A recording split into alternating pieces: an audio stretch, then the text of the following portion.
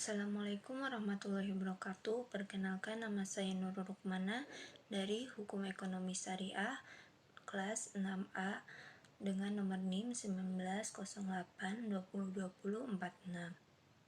Di sini saya akan menjelaskan mengenai etika profesi hukum yang mengkaji moralitas dan norma dalam hukum.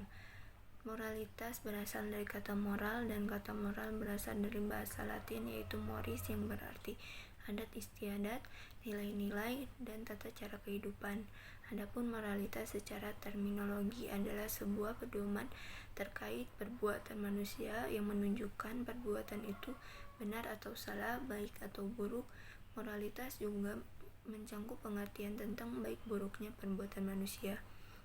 Adapun hukum adalah suatu norma yang di dalamnya ada saksi atau aturan-aturan tingkah laku manusia, baik secara tertulis maupun tidak tertulis, yang diciptakan oleh pihak yang berwenang, yang memiliki sifat mengikat dan memaksa.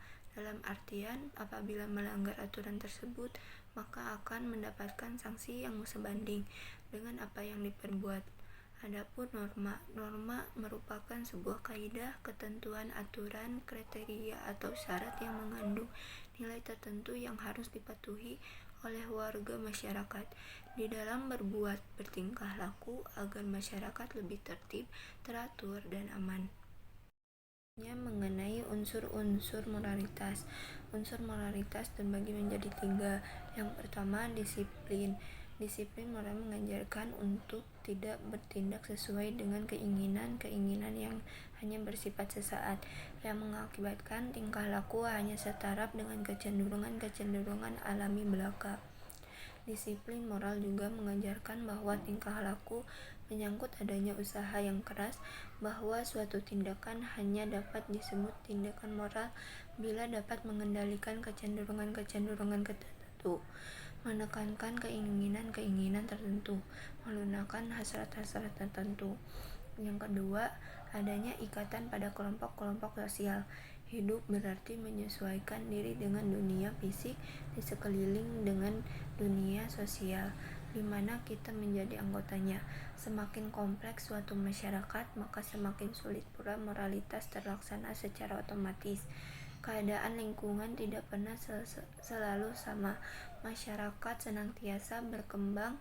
Moralitas sendiri harus cukup fleksibel untuk dapat berubah secara perlahan. Yang ketiga, otonomi atau penentuan nasib sendiri. Kecenderungan atau kesadaran moralitas menghubungkan moralitas suatu tindakan dengan otonomi. Pelakunya adalah suatu kenyataan yang tidak dapat kita kesampingkan dan yang harus kita penuhi. Otonomi adalah putusan pribadi yang menyadari sepenuhnya akibat yang ditimbulkan oleh berbagai jenis tindakan. Hubungan moral, hukum, dan agama. Sebagaimana Undang-Undang Dasar Negara Republik Indonesia tahun 1945, Pasal 29 menyatakan negara menjamin kemerdekaan untuk tiap-tiap penduduk memeluk agamanya masing-masing dan beribadah menurut agamanya dan kepercayaannya. Bukti bahwa hukum, moral, dan agama tidak bisa dilepaskan dalam tatanan kehidupan masyarakat Indonesia. Penduduk untuk memeluk agamanya masing-masing dan untuk beribadah menurut agama dan kepercayaannya. Antara hukum, moral, dan agama mempunyai hubungan yang erat, sehingga di antara ketiganya dapat memperkuat satu sama lain untuk menjalankan kaidah-kaidah orang yang menganut suatu ajaran agama. Maka sudah dipastikan dia bermoral dan taat akan hukum.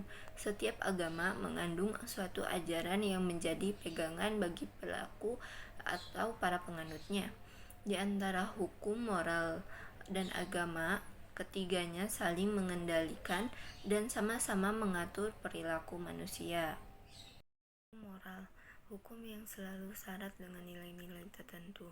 Apabila melalui berbicara tentang nilai-nilai, maka telah masuk pula kegiatan menilai dan memilih.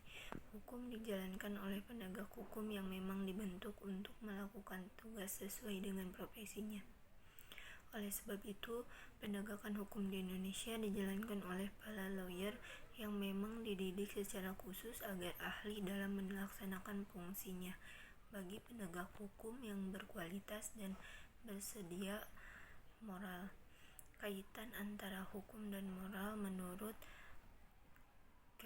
Birds sebagaimana terdapat hukum tanpa moralitas akan kosong. Kualitas hukum sebagian besar ditentukan oleh mutu moralnya. Karena itu, hukum selalu harus diukur dengan moralnya. Hubungan norma moral dan norma hukum. Nilai moral memiliki hubungan yang erat dengan norma hukum.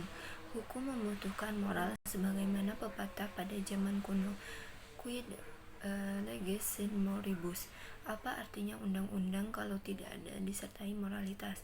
Hukum akan kosong karena kualitas hukum sebagian besar ditentukan oleh kualitas moralnya. Karena itu, hukum harus selalu diukur dengan norma moral. Di sisi lain, moral juga membutuhkan hukum, karena tanpa hukum moral akan samar-samar, sehingga dapat meningkatkan dampak sosial dari moralitas. Hukum dan moral sama-sama mengatur mengenai tingkah laku manusia, namun hukum membatasi tingkah laku secara lahir saja, sedangkan moral menyangkut juga sikap batin seseorang. Hubungan antara hukum dan keadilan, serta moral dan keadilan. Hukum sangat erat hubungannya dengan keadilan. Bahkan ada pendapat bahwa hukum harus dibangun dengan keadilan, supaya benar-benar berarti sebagai hukum. Karena memang tujuan hukum itu adalah tercapainya suatu keadilan pada masyarakat. Setiap hukum yang dilaksanakan ada tuntutan untuk keadilan, maka hukum tanpa keadilan akan sia-sia, sehingga hukum tidak lagi berharga di hadapan masyarakat. Hukum bersifat objektif, berlaku bagi semua orang, sedangkan keadilan bersifat subjektif. Maka menggabungkan antara hukum dan keadilan itu bukan merupakan suatu hal yang gampang.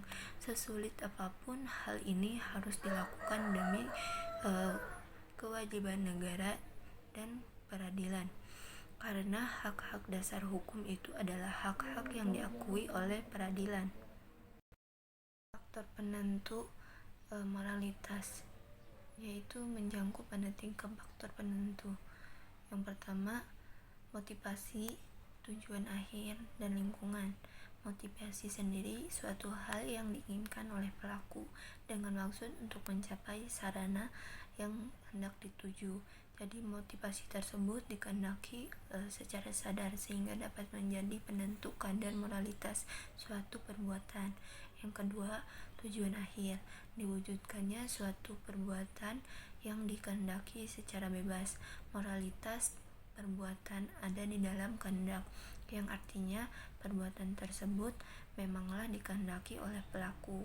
Yang ketiga itu lingkungan perbuatan, segala sesuatu yang dapat diperhitungkan sebelumnya atau dapat pula dikehendaki pada perbuatan yang dilakukan secara sadar. Lingkungan inilah yang menentukan suatu kadar moralitas suatu perbuatan, yaitu benar atau salahnya perbuatan yang dilakukan. Norma terbagi menjadi 2 golongan. Moralitas objektif. Moralitas objektif adalah moralitas yang terlihat pada perbuatan sebagaimana adanya. Misalnya, kondisi emosionalnya yang mungkin menyebabkan pelakunya lepas kontrol, baik perbuatan itu memang dikehendaki atau tidak. Yang kedua, moralitas subjektif adalah moralitas atau suatu perbuatan yang dilakukan yang dilihat dari pengaruh seperti pengetahuan, perhatian pelaku, latar belakang, serta stabilitas emosionalnya. Dalam hal ini, moralitas subjektif itu sesuai atau tidak dengan suara hati naluri pelaku tersebut. Hukum sebagai norma. Sifat norma hukum datangnya di luar seseorang, misalnya oleh negara, yang berfungsi mengatur dan memiliki sanksi yang memaksa yang dapat langsung diterapkan oleh departemen negara. Norma merupakan aturan pedoman atau petunjuk bagi seseorang untuk berbuat dan bertingkah laku sebagaimana mestinya, sebagaimana seharusnya terhadap sesama manusia dalam lingkungan suatu masyarakat tertentu. Hakiki dari hukum, di mana di satu pihak hukum harus mengandung unsur kepastian, sehingga hukum harus stabil, tetapi di lain pihak, hukum haruslah dinamis agar selalu dapat mengikuti dinamika perkembangan kehidupan manusia. Esensi hukum sebagai asas profesi. Di Indonesia, secara umum dapat dikatakan bahwa hukum mengakui dan melindungi otonomi keberadaan profesi tertentu dengan etika profesi dan kode etiknya. Beberapa di antaranya, yakni pengakuan terhadap otonomi profesi tersebut, sudah dirumuskan secara eksplisit dalam undang-undang. Penerapan aturan hukum tersebut dapat dilakukan secara bertujuan, sehingga dapat menjadi fungsional terhadap tujuan kemasyarakatan dari hukum pada umumnya. Dan penerapan hukum yang demikian akan menjadi sungguh-sungguh adil, membumi, dan jika para pengemban profesi hukum itu, para hakim, dan para advokat melakukan tugasnya masing-masing seperti digambarkan di atas, maka pengembangan profesi hukum itu akan dapat menghadirkan profesi hukum yang sungguh-sungguh layak disebut dengan officium mobile atau profesi bermartabat. Untuk itu, maka para pengembang profesi hukum, baik hakim maupun advokat, dituntut untuk memiliki akhlak yang tinggi, yang menghormati dan memiliki komitmen yang sungguh-sungguh untuk melaksanakan etika profesinya masing-masing. Mungkin sekian yang dapat saya sampaikan, kurang lebihnya mohon maaf. Wassalamualaikum warahmatullahi wabarakatuh.